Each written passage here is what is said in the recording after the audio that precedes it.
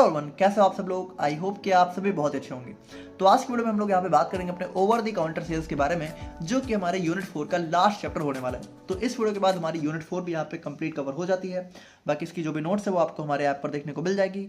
आप लोग कॉपी और पेन लेके बैठ जाइए और हम लोग अपना आज का वीडियो स्टार्ट करते हैं।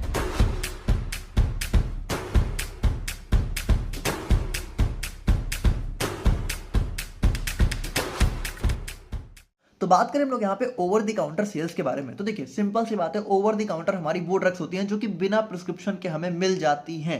यानी इसके लिए हमें किसी भी दवा के पर्चे की जरूरत नहीं होती है। हम यहाँ पे इसको जो है डायरेक्टली मेडिकल से जाके सिर्फ नाम बोलकर ले सकते हैं। सबसे famous over the counter drug हमारी पैरासीटामॉल हो जाती है, ठीक है। तो अगर हम लोग यहाँ पे देखें तो ये हमारी वो मेडिकेशन है जो कि हमारे बिना डॉक्टर प्रिस्क्रिप्शन के परचेस करी जा सकती है। इनको हम लोग यहाँ पे नॉन प्रिस्क्रिप्शन ड्रग्स भी बोलते हैं। और ये ड्रग्स हमारी यहाँ पे देखिए नॉन प्रिस्क्रिप्शन इसलिए होती हैं क्योंकि जनरली यहाँ पर ये सेफ होती हैं, effective for use by the general public when taken accordingly to the instruction on the level. तो यहाँ पे देखिए इंपॉर्टेंट चीज ये है कि ये यहाँ पे सेफ और इफेक्टिव मानी जाती है अगर जो इंस्ट्रक्शन यहाँ पे लेबल पे दिया हुआ है उसके अकॉर्डिंग अगर नॉर्मल पब्लिक यहाँ पे यूज करे नॉर्मल बहुत छोटी मोटी बीमारियों को ट्रीट करने के लिए, तो यहाँ पर ये काफी सेफ और इफेक्टिव मेडिकेशन होती हैं। इसीलिए यहाँ पर इनको ओवर द काउंटर यहाँ पे सेल्स किया जा सकता है। अब यहाँ पे देखिए ओटीसी मेडिसिन मेनली यहाँ पे जो कॉमन हेल्थ प्रॉब्लम होती है जैसे कि फीवर हो गया, कोल्ड कफ हो गया, पेन हो गया, ठीक है, माइनर मतलब छोटा मोटा पेन हो गया, माइनर एलर्जी हो गई, डाइजेस्टिव इशू हो गए, स्किन प्रॉब्लम्स हो गई, तो इन सभी के लिए यहाँ पे हमारी ओवर द काउंटर मेडिसिन यहाँ पे हेल्प करती हैं। अब अगर हम लोग यहाँ पे अपने ओटीसी ड्रग्स के ऑब्जेक्टिव्स की बात करें, ठीक है, कि मतलब इनका क्या पर्पज होता है, क्यों यहाँ पर ये बिना प्रिस्क्रिप्शन के भी सेल कर दी जाती हैं, तो देखिए to provide easy access to basic health care. अब यहाँ पे देखिए इंपॉर्टेंट चीज क्या है कि जैसे मान लो अगर कोई भी दवा बिना प्रिस्क्रिप्शन के मिलती ही ना, तो यहाँ पर कोई भी मान लो पर्सन है, अब उसको कोई छोटी मोटी प्रॉब्लम भी हुई है तो उसको सबसे पहले डॉक्टर को जाके दिखाना है, फिर जाके प्रिस्क्रिप्शन ले, फिर यहाँ पे दवा ले, जबकि प्रॉब्लम हो सकता है बहुत ही बेसिक हो, है ना, बहुत ही हल्का फुल्का उसको बुखार हो, बहुत ही माइल्ड सा पेन हो रहा हो, तो यहाँ पर एक इजी एक्सेस मिल जाए बेसिक हेल्थ केयर का, इसके लिए हमारी ओटीसी ड्रग्स यहाँ पर कह सकते हो बनाई गई। उसके बाद to reduce burden on health care system. अब यहाँ पर भी देखिए वही चीज हो जाती है कि अगर कोई छोटी मोटी बीमारियों के लिए डॉक्टर के पास पहुंचता रहेगा तो ऑलरेडी यहाँ पर डॉक्टर्स के पास आज के दिन में पेशेंट्स की कितनी लंबी लाइन लगी होती है, और अगर यहाँ पे हर कोई अपनी छोटी मोटी प्रॉब्लम के लिए डॉक्टर्स के पास पहुंचने लगा तो वहां पर कितना हेल्थ केयर सिस्टम पे बहुत ज्यादा बर्डन हो जाएगा। उसके बाद यहाँ पे जैसे जो माइनर एलिमेंट्स मतलब हमारी बीमारियां होती हैं, तो जो हमारी माइनर छोटी मोटी बीमारियां हैं उनको यहाँ पे कह सकते हो ट्रीट किया जा सके क्विकली, है ना, बहुत तेजी से। और उसके बाद to promote self care and patient independence. तो यहाँ पे वही चीज है कि पेशेंट जब ओटीसी ड्रग्स यहाँ पे खुद से ले लेता है तो वहाँ पे सेल्फ केयर भी प्रमोट होती है। अब यहाँ पर देखिए वही चीज है कि बहुत सारी चीजों का ध्यान रखना होता है ओटीसी ड्रग्स भी लेते समय, कि सही डोज सही लेवल में सही इंस्ट्रक्शन के अकॉर्डिंग ही लेनी है।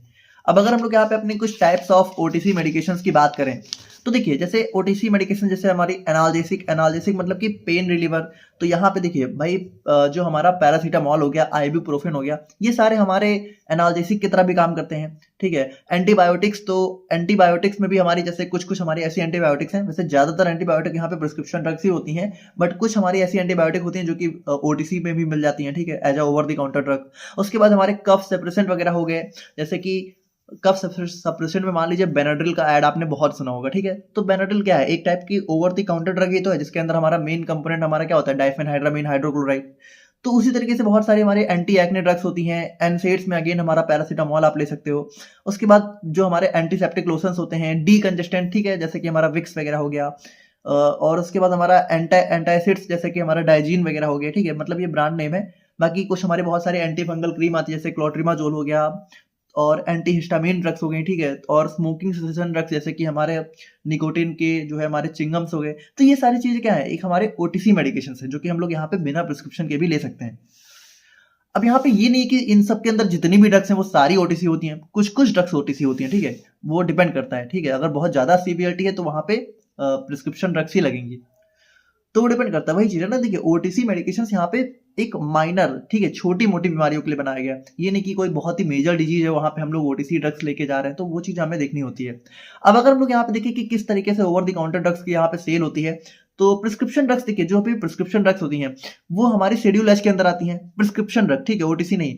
ओटीसी ड्रग्स हमारी आती हैं शेड्यूल के अंदर, जो कि हमारा ड्रग्स एंड कॉस्मेटिक्स एक्ट के अंदर हमें देखने को मिलता है। और बाकी देखिए अगर कोई भी ड्रग यहाँ पे एज अ ओटीसी सेल हो रही है तो उसके अंदर कुछ फॉलोइंग प्रॉपर्टीज होनी चाहिए। जैसे सबसे पहली बात तो सेफ होनी चाहिए, दूसरी वहां पर वो इफेक्टिव होनी चाहिए, एंड थर्ड वहां पर देखिए it should be for a situation that can be manage by the patient without supervision by a licensed health professional. यानी कि देखिए वही चीज है कि सिचुएशन ऐसी ही होनी चाहिए जो कि खुद से पेशेंट मैनेज कर सके, ऐसा ना हो कि सिचुएशन इतनी वर्स हो कि खुद से पेशेंट मैनेज ही ना कर सके।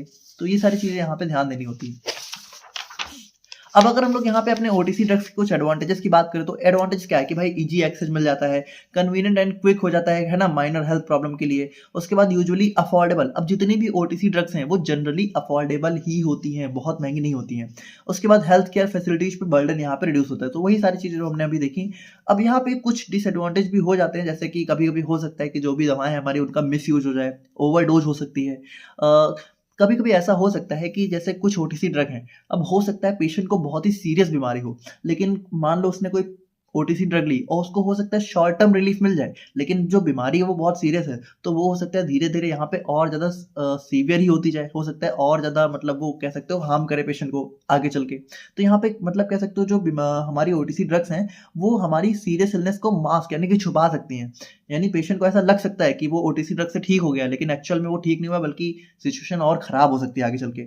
और पॉसिबिलिटी ऑफ साइड इफेक्ट और ड्रग इंटरेक्शन, तो ऐसा भी हो सकता है कि मान लो पेशेंट ने 2-3 ओटीसी ड्रग एक साथ ले ली तो ड्रग इंटरेक्शन भी हो सकता है, साइड इफेक्ट भी हो सकते हैं। तो ये सारे हमारे छोटे मोटे इसके डिसएडवांटेजेस हो जाते हैं।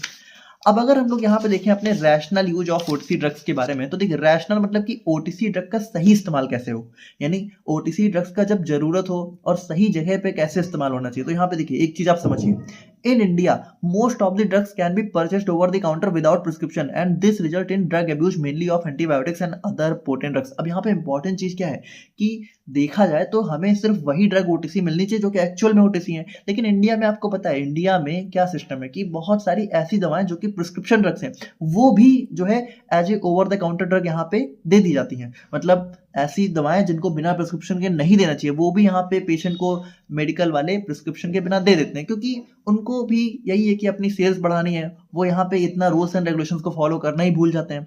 अब इसकी वजह से होता क्या है कि कुछ कुछ हमारी ऐसी दवाएं होती हैं जो कि बहुत ही सीरियस बहुत ही पोटेंट होती हैं। और एंटीबायोटिक्स की बात करें तो एंटीबायोटिक्स को तो स्पेशली जो है जैसे जो हमारी बहुत ही कह सकते हो पोटेंट एंटीबायोटिक्स होती हैं उनको तो स्पेशली नहीं देना चाहिए हमारे किसी भी जो भी हमारा मेडिकल शॉप है, ठीक है, तो किसी भी फार्मासिस्ट को एटलीस्ट एंटीबायोटिक्स तो नहीं देनी चाहिए। मतलब जो भी एंटीबायोटिक हमारी प्रिस्क्रिप्शन ड्रग के अंदर आती है उसको तो नहीं देना चाहिए, लेकिन दे देते हैं। अब इसकी वजह से क्या होता है कि हमारा धीरे धीरे एंटीबायोटिक रेजिस्टेंट डेवलप हो जाता है, या फिर कुछ पोटेंट ड्रग है तो उसकी वजह से भी सीरियस साइड इफेक्ट हो सकते हैं। नाउ देखिए rational use of medicine refer to the correct proper and appropriate use of medicine. तो रैशनल यूज का मतलब है कि जो मेडिसिन है, ठीक है, उसका सही और प्रॉपर तरीके से और जो जहां जरूरत है वहीं पे यूज हो। It requires that patient receive the appropriate medicine in the proper dose for an adequate period of time and at the lowest cost. तो इसका मतलब देखिए रैशनल यूज का मतलब हो जाता है कि जो पेशेंट है उसको सबसे पहली बात की एप्रोप्रिएट यानी कि जो सबसे सही दवा वो मिले, ठीक है, इन दी प्रॉपर डोज और सही डोज में मिले, ठीक है, और यहाँ पे जब तक मतलब एक सही टाइम पीरियड तक मिले। अब ऐसा नहीं कि पता चले बहुत लंबे टाइम तक पेशेंट यहाँ पे दवा खाया जा रहा है ना, एक जब तक जरूरत हो तभी तक खाए वो, और उसके बाद यहाँ पे उसका कॉस्ट भी कम से कम होना चाहिए। तो ये सारी चीजें हमारी रैशनल यूज के अंदर आ जाती हैं। अब अगर हम लोग यहाँ पे देखें कि कौन कौन से फैक्टर्स इसके अंदर हमें कंसिडर करने चाहिए, तो use OTC medicine for minor self limiting condition only. तो यहाँ पे इंपॉर्टेंट चीज क्या है कि जो चीजें यहाँ पे सेल्फ लिमिट हो सकती हैं, यानी जिनको खुद से कंट्रोल किया जा सकता है, सिर्फ उन्हीं कंडीशन के लिए ओटीसी ड्रग्स को यूज किया जाए। उसके बाद always read and follow the label instruction. अब यहाँ पे इंपॉर्टेंट चीज क्या है कि जो भी ओटीसी ड्रग है उसके जो लेबल में जो भी इंस्ट्रक्शन है कि कितनी डोज लेनी है, कितने ड्यूरेशन में लेनी है, क्या वार्निंग है, उन सभी चीजों को ध्यान में रखते हुए ओटीसी ड्रग को यूज किया जाए। Avoid using multiple OTC drugs with similar ingredient. अब यहाँ पे ऐसा हो सकता है कि जो एक पेशेंट है वो 2-3 ओटीसी ड्रग को यूज करे जो कि अलग अलग नेम की तो हो, लेकिन एक्चुअल में उनका जो काम है वो सेम ही हो, तो यहाँ पे ओवरडोज हो जाएगा ना। और उसके बाद हमारा don't exceed the recommended dose और प्रोलॉन्ग यूज अननेसेसरीली। तो यहाँ पे भी वही चीज आ जाती है कि ऐसा नहीं है कि मान लो जो हमारा पेशेंट है, ठीक है, अब उसको यहाँ पे बोला गया है कि आप जो है एक दिन में 2 ही मेडिसिन लीजिए या फिर एक दिन में 2 ही मेडिसिन लेनी चाहिए। अब बोलेगा कौन जब वो ओटीसी लेके आया है, अब पता चले वो एक दिन में 3-4 ले रहा है या फिर काफी लंबे टाइम तक ले जा रहा है, तो ये सारी चीजें भी अवॉइड करनी चाहिए। और अगर पेशेंट को बिल्कुल भी हल्का सा भी लग रहा है कि उसके जो सिम्टम है वो मतलब खत्म नहीं हो रहे, परसिस्ट यानी बने हुए हैं या फिर वर्सन और खराब होते जा रहे हैं, ओटीसी ड्रग लेने के बावजूद भी सिम्टम ना तो खत्म हो रहे बल्कि और खराब भी हो रहे हैं, ठीक है, तो दोनों में से कोई भी कंडीशन हो तो उसको तुरंत ही यहाँ पे मेडिकल एडवाइस लेनी चाहिए और consider consider allergies, existing illness and other medications to avoid interaction. और यहाँ पे देखिए पेशेंट को अगर कोई भी एलर्जी है, कोई एग्जिस्टिंग इलनेस है, तो उन सभी चीज़ों को ध्यान में रखते हुए उसको दवा लेनी है। और store OTC drug safely and away from children. तो ये भी चीज़ है कि ओटीसी ड्रग को हमें जो है थोड़ा सा सेफली स्टोर करना है, बच्चों से दूर रखना है। ये सारी चीज़ें हमारी आ जाती हैं। तो ये था हमारे यहाँ पे complete over the counter drugs. I hope कि आप लोग को ये सारी चीज़ें समझ में आ गई होंगी। बाकी मिलते हैं हम लोग यहाँ पे यूनिट नंबर 5 के साथ। तब तक के लिए थैंक यू सो मच।